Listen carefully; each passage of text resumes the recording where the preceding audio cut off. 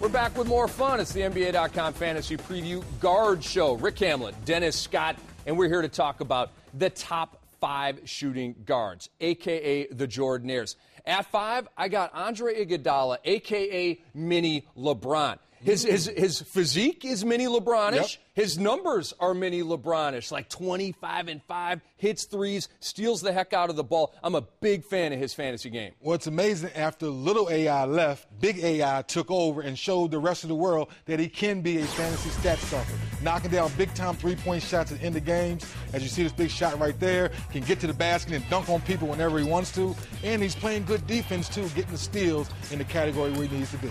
How many guys in the league, Dennis, are 19, 6, and 5? And actually, I think he's going to get back to the 20-point plateau this year. There aren't too many guys that pack it like that. No question about it. Gets a new contract. I look for him to assert himself a lot more this year. And he's, maybe a late first rounder. For sure, if he's like available mid-second round, your league is completely sound asleep. So we got Iguodala at 5, and we've got Joe Cool at 4. This guy is just a quiet assassin. And, he's a great player in reality. He's a winner. He's a clutch player. But his fantasy numbers are out of sight. 21.4 PPG, almost 2 threes per game, 4.5 rebounds, almost 6 assists. And he's over a steal per game. So even with Bibby, he's still diamond.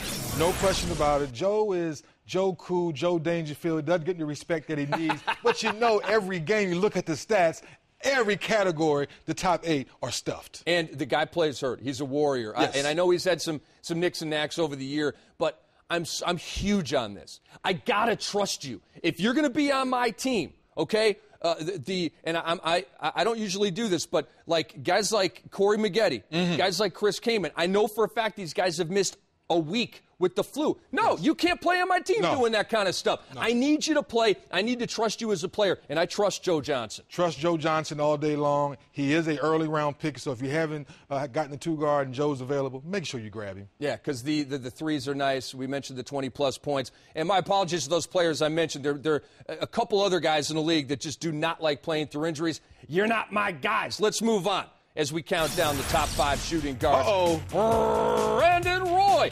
This guy is like Joe Johnson in that complete stud, killer, closer, winner in reality, and he packs the stat sheet as well. If he's in any other market, and I know Portland, not to beat you up too bad, but if he's in any other market, he could be up there with Kobe with the stats, with the notoriety, and he brings it every night. He's the future 2-guard, in my opinion. And this guy plays hurt as well.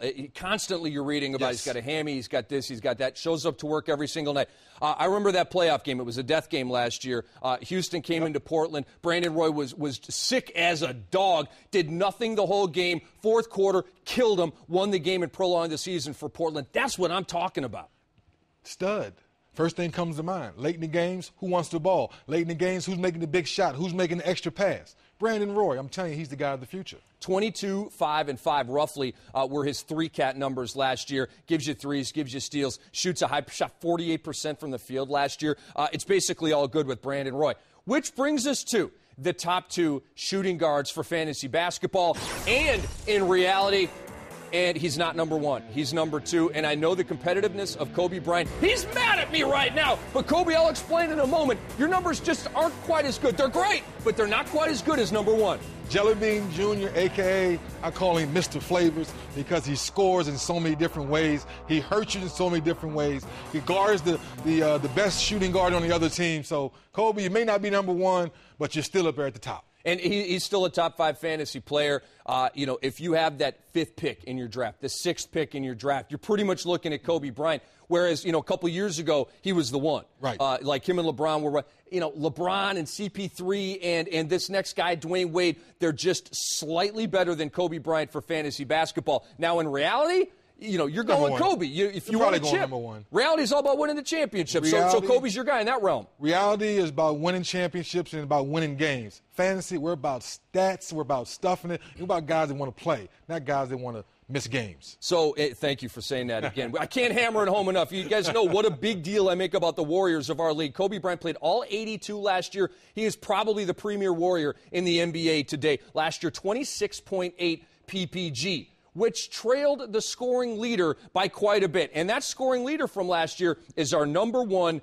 Jordan-aire heading into the 09-10 season. No surprise here whatsoever. Dwyane Wade had an MVP caliber season last year. Flash goes, the Miami Heat will go. And if he can stay healthy and he continues the stats the way he did last year, I mean, inside, outside, dunking on people, game-winning shots, guarding the best player on the other team. Come on, now I see why he's number one. Now, and here's the deal, and I want Kobe specifically, because I know Kobe watches. Kobe, look at these numbers, dude. Just look at them, and you will understand why I got to take Wade over you in fantasy. You're not going to score 30 PPG like Wade will. You got too many studs in L.A. You're not going to drop 7.5 dimes. It's just not what you do. You will probably grab around 5 rebounds. And the thing is, 2.2 steals from Dwyane Wade. That's nice, but 1.3 blocks.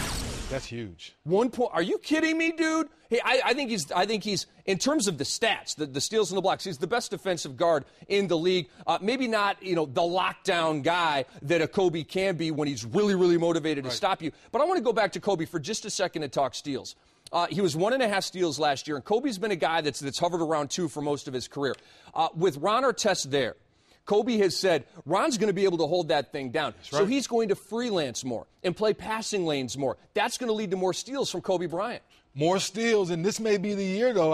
I disagree with you a little bit. Kobe may get back up to 28, 29 points, even with the studs around, because he's going to get easier buckets. He's going to get 6 to 8 points now off of those steals, not in the set offense, compared to we know he can get 25 in the set offense. Okay, so you think he's up from 26.8. I think he might get up to 20, 28, 29. I understand. Because of the easy buckets. Do you agree with me putting Wade above Kobe in fantasy? Right now, yes. Right now, yes, in fantasy, because last year D-Wade proved on not having that much talent, he had to score 30 points a game. He had to get the steals. He had to get the assists when the guys showed up for him. And Dwyane Wade, 8-cat stud, 1.1 threes, over 1 3 per game from Dwyane Wade. Yeah, he's got the threes now. And speaking of 8 cats is what we're talking about with fantasy basketball, and we want to encourage you to go to ESPN and NBA.com. It is ESPN-NBA.com fantasy basketball. It's officially ESPN. It's officially NBA.com. It's customized. There's live scoring, a live draft. It's everything you want as a fantasy basketball player to get ready for the upcoming season. Check it out. We'll be right back.